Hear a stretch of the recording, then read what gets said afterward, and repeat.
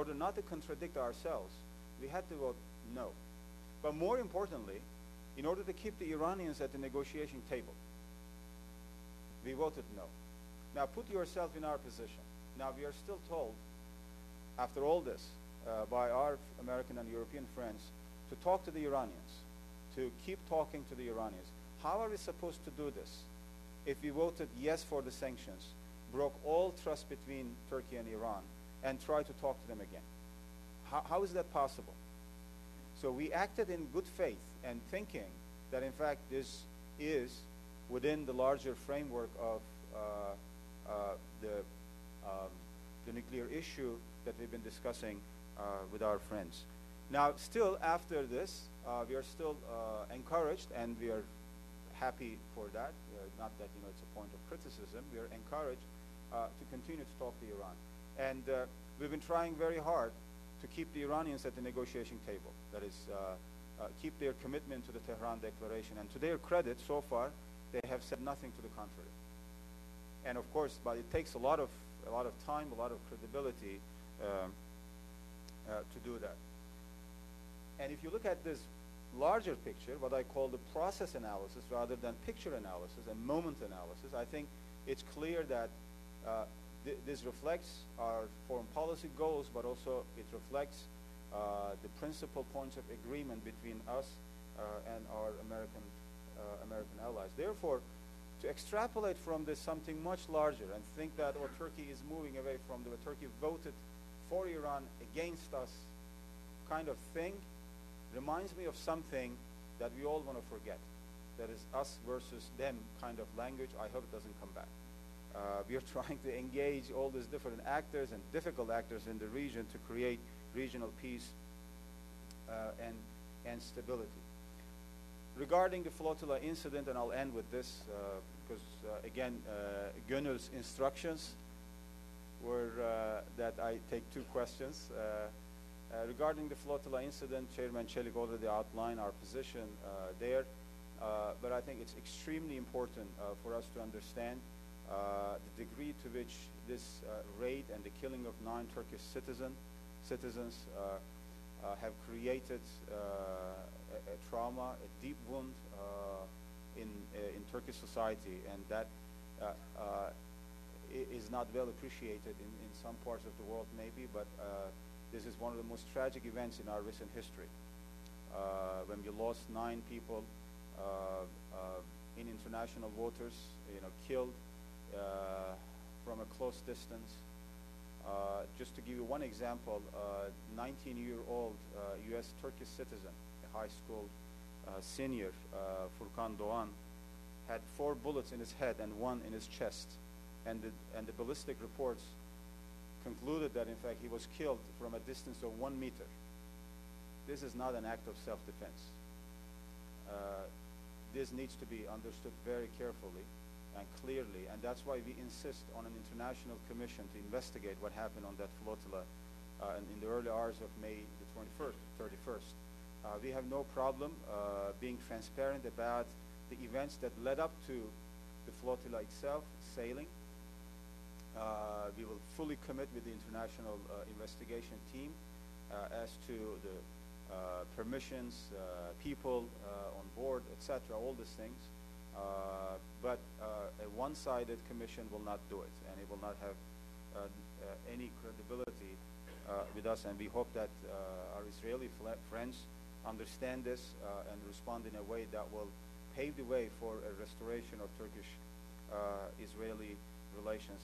If we had any kind of anti-Israeli sentiment on our side, we wouldn't have done many of the things that we have done over the last 5-6 years.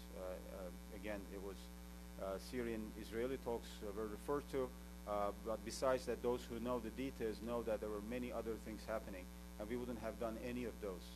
But unfortunately, this flotilla incident comes to us almost like a deja vu.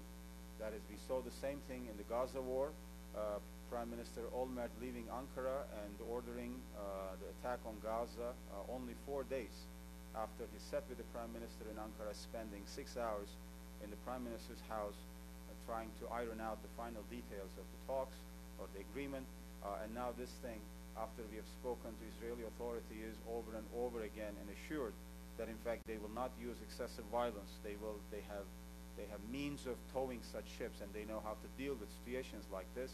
We end up with a situation like the one that happened. It's almost a deja vu, but we are looking forward to the future, and hopefully there will be some common sense coming from the Israeli side to repair this relationship. Now, in conclusion, let me thank again you for listening, and for the Middle East Institute and Gönül Tol for giving me the chance to speak here. And I think, as we agreed, we'll take 2 questions, and then we'll have to leave.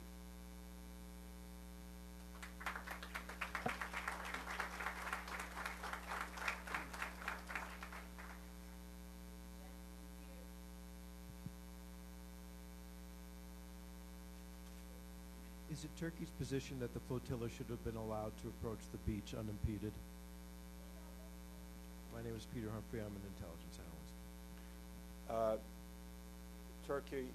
Turkish government was not officially or unofficially involved with this flotilla.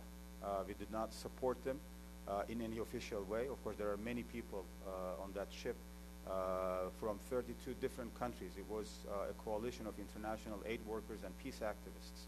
And when they requested permission from the Turkish authorities, they were thoroughly searched. Their identities, people, and what was on that ship.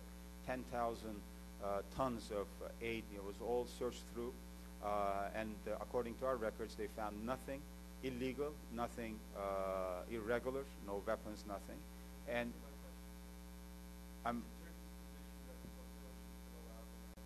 well, it was not in our capacity to decide on that. It's a civilian initiative.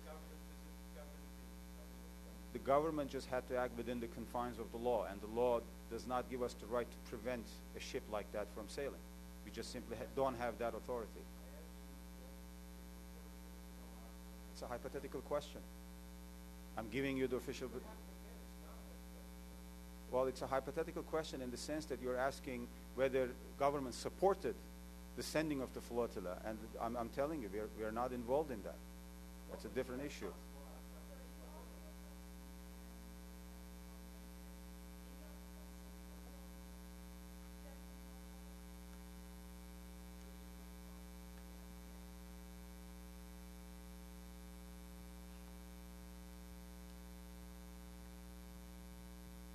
Patrick Vibert, Foreign Policy Association.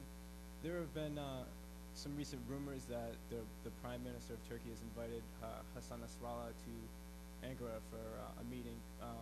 Can you comment on that, and like what that would mean in terms of Turkish foreign policy, in terms of negotiating with all actors?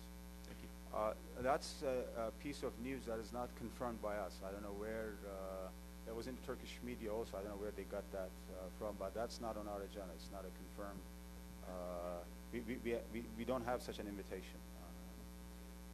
But in terms of engaging all these different actors, especially given the fragile nature of the current government in Lebanon, I think you will appreciate that kind of an engagement, even though, as I said, we are not involved directly at this particular point with that group.